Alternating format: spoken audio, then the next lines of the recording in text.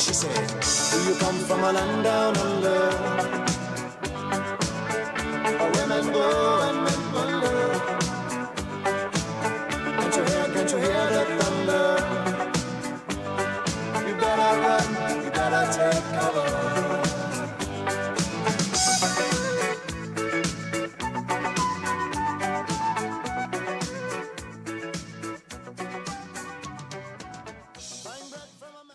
Australia has so many different animals due to the unique evolution of the gene pool on this large landmass. Due to this fact, ecotourism is a large part of why people come visit Australia. And ecotourism all over the world is a large example of one of the many human and animal interactions that takes place in our societies. Man and animal interactions and relationships can be both beneficial or detrimental to the animals. In one case, it can be argued that one of the best traits for an animal's survival is the amount of utility it provides to us humans. For example, cows, chickens, and other livestock are extremely abundant due to the fact that we use them for meat and other uses.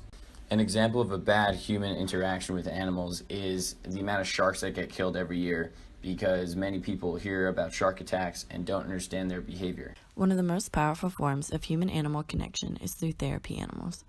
Pet therapy is also referred to as AAT, or assisted animal therapy. AAT is the interaction between a person and an extensively trained animal, typically a dog. Even though dogs are the most common, there are other types of service animals such as rabbits, birds, pigs, horses, and even llamas. This is Gwendolyn. Gwendolyn will be joining us in school frequently.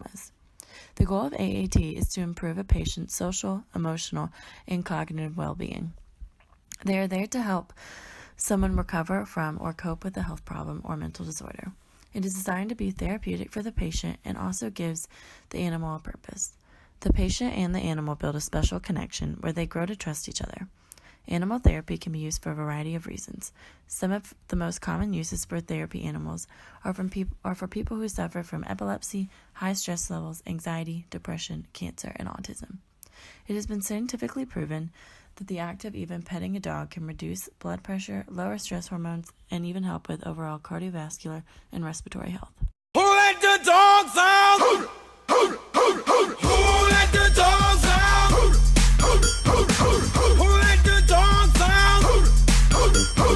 Who let the dogs out?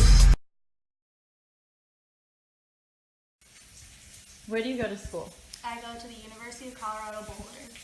How have therapy dogs been utilized at your school?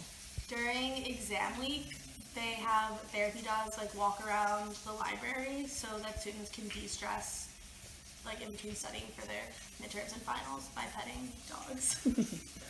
Do you think the presence of therapy dogs at your school has helped to reduce stress for college students? I think so. A lot of people bring their therapy dogs to school, to class also, aside from just petting the ones at the library, but I think they do help.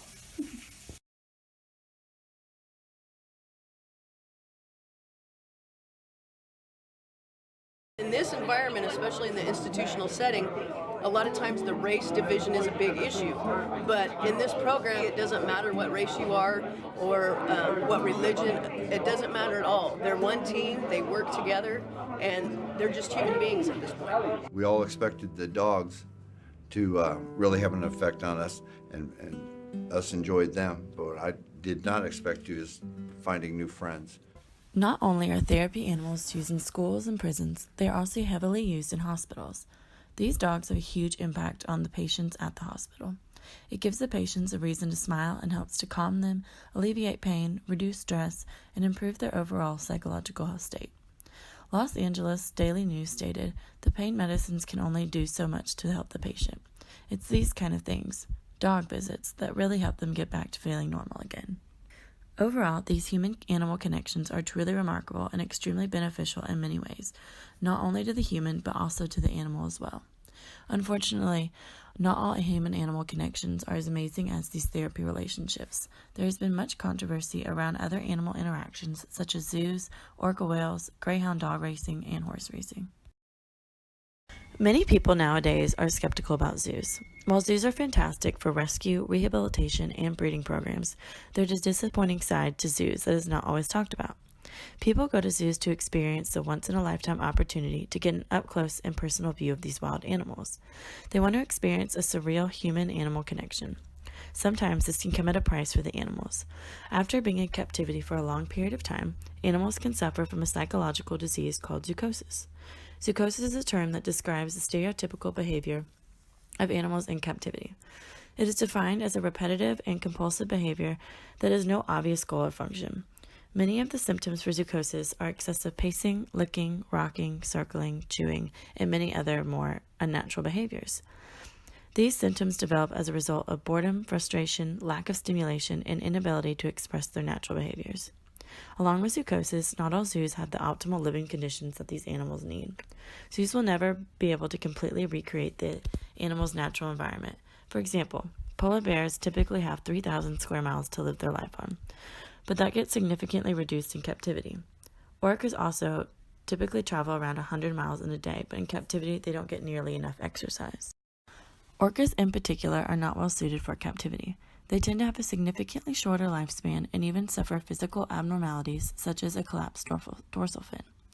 Less than 1% of wild orcas' dorsal fins collapse, but in captivity it is much more prevalent. They too can suffer from stress and boredom. It is very obvious that the trainers that work so closely with these animals have formed a special bond between them. They allow the trainers to swim with them, stand on their noses, hold their dorsal fin, and also train them. They have built a very special form of trust, but unfortunately that trust can be broken due to the stresses of living in captivity. It can make orcas aggressive, and this sadly has resulted in several trainers dying, such as Don Branch. Thankfully, though, the world has started to take notice of the issues through various documentaries such as Blackfish.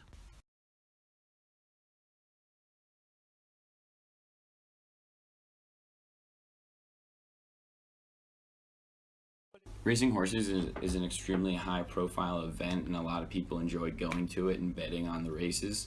There are about 19,235 races, and over 35% of those races are held in New South Wales on the 112 tracks that are currently in the state.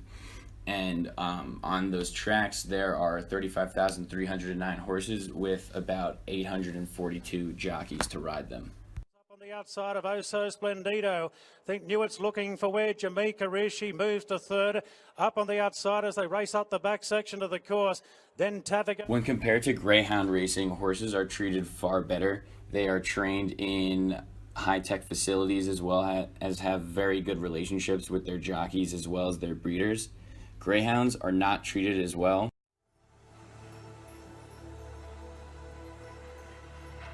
The big controversy with greyhound racing is the way that they are trained. Although the races, when done properly, are totally fine, there is a method called live baiting, which is when training the greyhounds, you rile them up a lot and then use a baby pig, strap it to the trolley, and they chase the baby pig and then kill it. And sometimes it's other animals as well.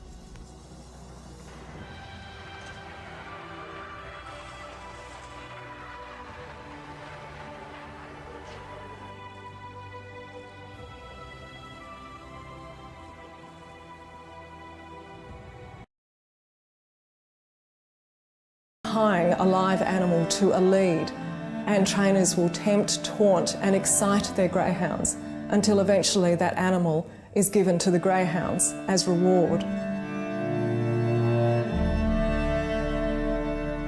Human and animal interactions are usually always good, even though there are some negative aspects to it. Interacting with animals is always a positive idea and a positive activity, and it should always be done whenever you get the chance.